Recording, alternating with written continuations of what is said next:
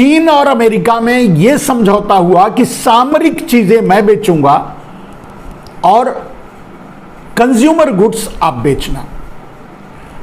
दूसरा समझौता यह कि सारे माल चीन बनाएगा और अमेरिका उसे भारत में बेचेगा, यानी दोनों मिलके कमाएंगे।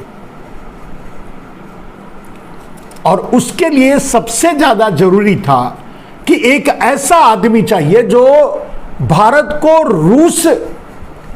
रूस की मित्रता को तोड़ करके अमेरिका परस्त भारत को बनाना, चीन परस्त भारत को बनाना।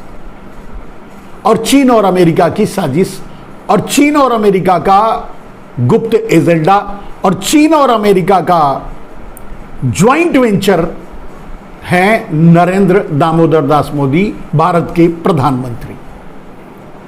और उसका लाभ चीन को भी हुआ है और अमेरिका को भी हुआ है।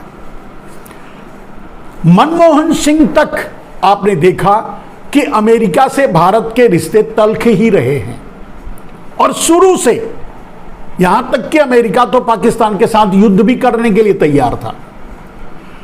और पारंपरिक एलाइज अगर कोई रहा, पारंपरिक दोस्त कोई रहा, वो रशिया रहा भारत का। उस समय रशिया अगर सामने नहीं आया होता तो अमेरिका तो चढ़ाई भी कर देता पाकिस्तान के पक्ष में। लेकिन आज हम रशिया से दूर हो चुके हैं, और ये उसी षड्यंत्र और का नतीजा है। नरेंद्र मोदी के भारत का प्रधान नरेंद्र मोदी को भारत का प्रधानमंत्री बनाने के प्रोजेक्ट का परिणाम है कि हम रशिया से दूर हो चुके हैं। यहां तक कि आपको भी जानकारी मिली होगी कि G20 के इस समिट में जो भारत में हो रहा है उसमें रूस नहीं आ रहा है और शायद चीन भी नहीं आएगा। कहने का अर्थ है मेरे दोस्त कि रशिया और अमेरिका के ज्वाइंट प्रोजेक्ट के रूप में नरेंद्र मोदी भारत पर थोपे हुए प्रधानमंत्री, प्रोजेक्टेड प्राइम मिनिस्टर हैं। रशिया से अंतर्राष्ट्रीय स्तर पर रशिया से देश की दूरी बढ़वाकर और अमेरिका परस्त और चीन परस्त भारत को बनाना। और आपने देखा कि 20 बार नरेंद्र मोदी जाकर के चीन भी गए और अमेरिका भी गए। रशिया तो उतना नहीं गया, आपको भी पता होगा। रशिया से वो संबंध भी अब हमारे नहीं रहे, खट्टे हो गए हैं, वो भी आप जानते हैं। परिणाम सामने है कि वो समिट में भी नहीं आ रहे हैं। खैर, ये दूसरी बात है। यहां बस नरेंद्र मोदी के लूट की बात, तो नरेंद्र मोदी प्रोजेक्ट ही किए गए थे भारत में लूट मचाने के लिए। तो नरेंद्र मोदी उस समय मुख्यमंत्री ही इसलिए बनाए गए थे कि आगे चलकर नरेंद्र मोदी को प्रधानमंत्री बनाना है, और नरेंद्र मोदी उसी समय से प्रधानमंत्री बनने की तैयारी में भी लग गए थे। और इसीलिए जितने भी गुजरात को जिस औने पौने दामों में, आपको तो पता होगा कि अडानी सहित विदेशी कंपनियों को भी 1 रुपए 2 रुपए स्क्वायर मीटर या जो भी स्क्वायर किलोमीटर जो भी है, मतलब 1 रुपए 2 रुपए औने पौने दाम में वहां की जमीनें बेची गई हैं। गुजरात को बेचा है नरेंद्र मोदी ने, और उस बेचने से जो पैसा मिला है वो मैंने बताया कि इन कुछ भगवा दलालों, पतंजलि जैसे ग्रुप्स, राम रहीम और अडानी ग्रुप को खड़ा करने में पैसा लगाया। और ये इसलिए लगाया, ये इन्वेस्टमेंट था, ये इसलिए लगाया कि जब ये चुनाव लड़ेंगे तो ये इनको पैसे की मदद करेंगे। और उन्होंने किया। रामदेव ने तो बढ़ चढ़ करके किया, क्योंकि पतंजलि तो मोदी की ही है बेनामी संपत्ति, तो रामदेव को करना ही, वो तो मैनेजर हैं। उसी तरह से अडानी की जहाजों में आप देख रहे थे नरेंद्र मोदी कैसे घूम रहे थे, सारा पैसा। लेकिन इसका दूसरा जो सबसे बड़ा प्रमाण आपके सामने मैं बताऊंगा कि नरेंद्र मोदी की लूट का और लूट का प्रमाण है। तो ये तो गुजराती भाइयों को, आम गुजराती भाइयों को भी दोहरे तरीके से नरेंद्र मोदी और अडानी और मोदी यानी मोडानी ने मिलकर लूटा है। अब गुजराती भाई बाहर निकलकर कितना इनसे सवाल पूछेंगे, इनको कितना अपना समझेंगे, ये उनके ऊपर मैं छोड़ता हूं। लेकिन ये सिर्फ गुजरात में ऐसा नहीं किया, ये तो पूरे देश को लूटा है। मोडानी ने, मोदी प्लस अडानी ने पूरे देश को लूटा है औने पौने तरीके से। जब ये प्रधानमंत्री बन गए तो पूरे देश को लूटने लगे, पहले सिर्फ गुजरात को लूटते थे। तो मेरे दोस्तों, आप मतलब ये गुजरात के लोगों के लिए संदेश, गुजरात के आम आदमियों के लिए संदेश है कि उन्हें किस तरह से मोडानी ने लूटा है। और उस लूट का सबसे बड़ा प्रमाण है कि आज भारतीय जनता पार्टी के खाते में जितने भी दलाल थे, चाहे वो रामदेव हो, चाहे वो रविशंकर हो, चाहे वो राम रहीम हो, चाहे वो जग्गी वासुदेव हो, चाहे वो जितने भी भगवा दलाल थे और जितने भी व्यापारिक दलाल थे, अडानी हो, अंबानी हो, या फिर कुछ और भी बहुत से, नीरव मोदी, मेहुल चौकसी वगैरह वगैरह वगैरह, बहुत अभी तो बहुत सामने आने वाले हैं, अभी तो बहुत सामने आएंगे घोटाले और खुलासे। उन सब पर इन्होंने लगाया था। लेकिन अब उसका प्रमाण क्या है कि भारतीय जनता पार्टी के खाते में आज 3,596 करोड़ रुपया मार्च के अनुसार है। 3,596 करोड़ रुपया। अब अगर मैं आपसे पूछूं, मैं अपने गुजरात के भाइयों से पूछूं, या मैं पूरे देश के आम आदमी से पूछूं, या उन 80 करोड़ लोगों से पूछूं जो 5 किलो अनाज के लिए भीख का कटोरा लेकर के, मुफ्त अनाज के लिए भीख का कटोरा लेकर लाइन में लगे हुए हैं, उनसे पूछूं, या अपने देश के 140 करोड़ लोगों से पूछूं कि भाई क्या ये पैसा आपने दिया है? 3,596 करोड़ जो भारतीय जनता पार्टी के खाते में जमा है, वो पैसा आपने दिया है? अगर आपने दिया है तो कितना दिया है, ये बताइए। आम आदमी से पूछ रहा हूं मैं, आम आदमी के लिए बात यह है।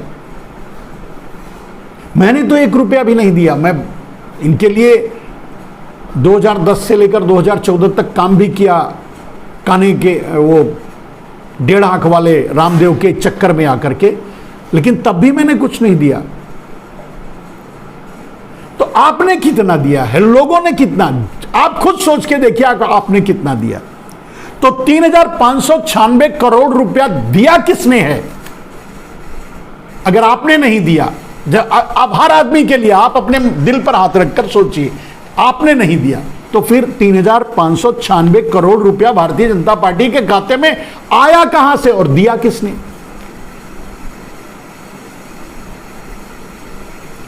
डेफिनेटली वो चोर ही काले धन को दिया है।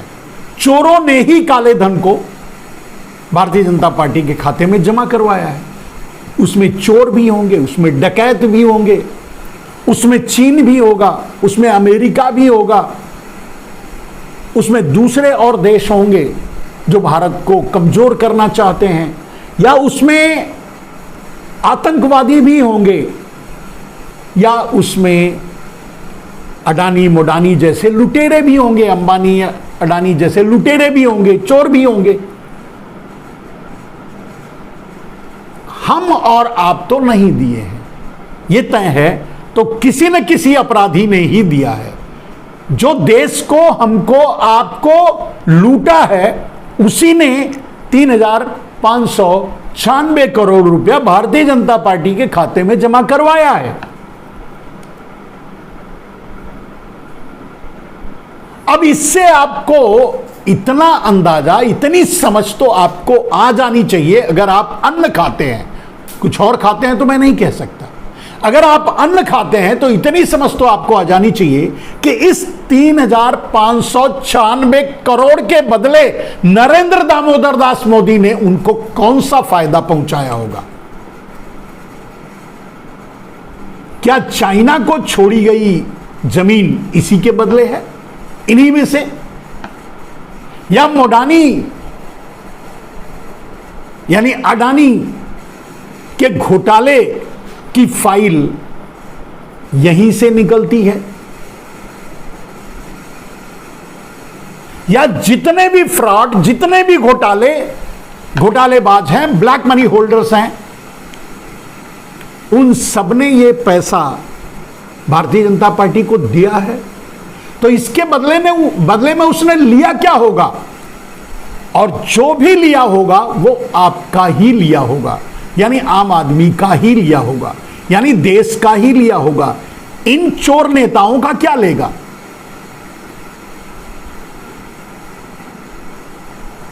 इन जमीर बेचे हुए नेताओं का क्या लेगा?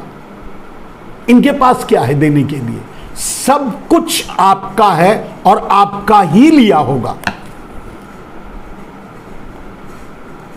इसलिए मैं कहता हूं कि दुनिया में सबसे बड़े घोटालेबाज अगर कोई है तो मोडानी, मोदी प्लस अडानी। अब इसको आप कैसे समझेंगे, समझ भी पाएंगे या नहीं, ये मैं नहीं जानता, लेकिन मैंने अपने तरीके से आपको बताने की कोशिश की। आपने देखा कि नरेंद्र दामोदर दास मोदी उर्फ आपके प्रधानमंत्री सेंगोल वाले अभी ग्रीस जाके आए, तो अभी अभी समाचार सोशल मीडिया में यह तैर रहा है कि ग्रीस का पोर्ट भी अडानी के लिए खरीद कर लाए। जेब में बच्चा है, खिलौने के लिए एजेंट है, थोड़ा उसको भी कुछ खुश करना चाहिए, तो वो पोर्ट भी ला करके मोदी जी अडानी को दिए। अब वो पोर्ट कोई मुफ्त में तो आएगा नहीं, और उसके लिए जो पैसा लगाया जाएगा वो ब्लैक मनी है। वो उसके लिए जो पैसा खर्च किया जाएगा वो वही सेल्स कंपनियों के जरिए भारत में विनोद अडानी और दूसरे मेहुल चौकसी, नीरव मोदी जैसे चोरों के जरिए सेल्स कंपनियां बनाकर अंडरग्राउंड तरीके से भारत लाया जाएगा। डबल टैक्सेशन ट्रीटी वाले देशों के जरिए, टैक्स हेवन के जरिए भारत लाया जाएगा और उससे वो खरीदा जाएगा और खरीद कर अडानी को तोहफे में दिया जाएगा। कितने बड़े दिल वाले हैं हमारे मोदी जी।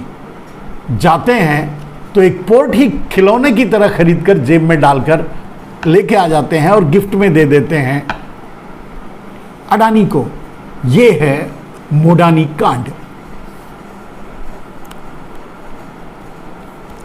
अब 3,596 करोड़ रुपया भारतीय जनता पार्टी के खाते में है, तो मैंने उन्हें फ्रॉड कह दिया। तो आप सोच सकते हैं कि फिर दूसरी पार्टी भी तो फ्रॉड होंगे। लेकिन अगर सबसे बड़ी विपक्षी पार्टी जो विपक्ष में मोदी एंड कंपनी से संघर्ष कर रही है, लड़ रही है, कांग्रेस पार्टी, तो उसके खाते में कितना है? मात्र 162 करोड़ रुपया। कहां 162 करोड़ रुपया और कहां 3,596 करोड़ रुपया? आप खुद अंदाजा लगा लीजिए कि चोर कौन है और चौकीदार कौन है और ईमानदार कौन है। वैसे तो चोर ही चौकीदार है और चौकीदार ही चोर है, लेकिन ईमानदार कौन है और चोर कौन है, यहां समझने के लिए आपको बहुत ज्यादा मेहनत नहीं करनी पड़ेगी। बाकी आप खुद समझदार हैं। अब आते हैं हम अपने दूसरे मुद्दे पर दोस्तों, इंडिया बनाम एनडीए, जो कि अब बेमानी है। अब अगर आज राजनीतिक युद्ध के फील्ड पर, राजनीतिक मैदान में एनडीए तो खत्म है, एनडीए का कोई महत्व नहीं है, कोई मीनिंग ही नहीं है, कोई मतलब ही नहीं है। वहां तो सब चोर उचक्के भ्रष्ट जो हैं, जो डर से, ईडी के डर से, सीबीआई के डर से, आईटी के डर से दूसरी पार्टियों से भाग भाग करके गए हुए हैं, तो वो पार्टी हैं ऐसा तो नहीं कह सकते। वो चोर हैं, वो पार्टी नहीं है, पार्टी तो हो ही नहीं सकते, क्योंकि वो डर से जब ईबीसी और सबके ऊपर केस लाद करके चोर कह करके नरेंद्र मोदी बुलाकर अपने खाते में डाले हैं, तो वो एनडीए का कोई महत्व नहीं है, एनडीए मतलब नहीं रह गया। लड़ाई है इंडिया बनाम मोदी और मोदी बनाम इंडिया। ये देखना है आपको कि इंडिया जीतता है या मोदी। क्या मोदी के सामने इंडिया हार जाएगा, या इंडिया यूनाइटेड होकर के, एक होकर के मोदी जैसे घोटालेबाज को हराएगा, जिन्होंने हर कदम, हर पल, हर क्षण, हर सेकंड घोटाला किया, मुख्यमंत्री से लेकर आज तक, हर मामले में, हर विभाग में, जहां भी, और वो धीरे धीरे अब सामने आ रहा है। और ये मैं नहीं कह रहा हूं, ये मोदी ही कह रहे हैं, ये मोदी ने ही बताया है। मोदी ने ही बताया और बतवाया था, अपने रामदेव जैसे, कानिये जैसे दलालों से कहलवाया था कि 400 लाख करोड़ रुपया विदेशों में जमा है जी, मैं ला करके सबको 15-20 लाख तो यूं ही मिल जाएगा, मैं लाऊंगा सबको 15-20 लाख तो यूं ही मिल जाएगा, किसी को 15 रुपए भी नहीं मिले। सब नरेंद्र मोदी अंडरग्राउंड कर दिए और हिस्सेदारी ले ली। उन्हीं में से कुछ पैसे ये जो देख रहे हैं 3,596 करोड़ रुपया जो भारतीय जनता पार्टी के खाते में जमा है, वही है। कुछ वो 300 लाख करोड़ से ऊपर है जिसे नरेंद्र मोदी दबा के बैठे हैं, काला धन,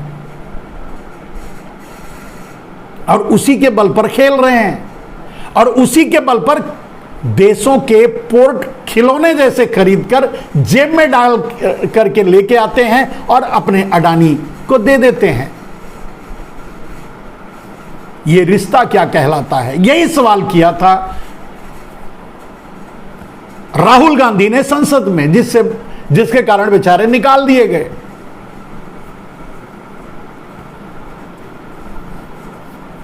तो लड़ाई इंडिया बनाम मोदी है, सीधे लड़ाई इंडिया बनाम मोदी है। और कुछ पत्रकार, अब जैसे कुछ सोशल मीडिया में पत्रकार कुछ अपने एनालिसिस में, कुछ अपनी बातों में ये कहने की कोशिश कर रहे हैं कि नरेंद्र मोदी पहले चुनाव करवा सकते हैं, या फिर अमित शाह नहीं चाहते कि पहले चुनाव हो, बाद में चुनाव हो, समय से चुनाव हो, या नरेंद्र मोदी को हार का डर सता रहा है और नरेंद्र मोदी हार के डर से पहले चुनाव करवा सकते हैं। इन सारे मिथक का मैं खंडन करता हूं। और उन पत्रकारों को भी ये मेरा डायरेक्टली संदेश है, चैलेंज है।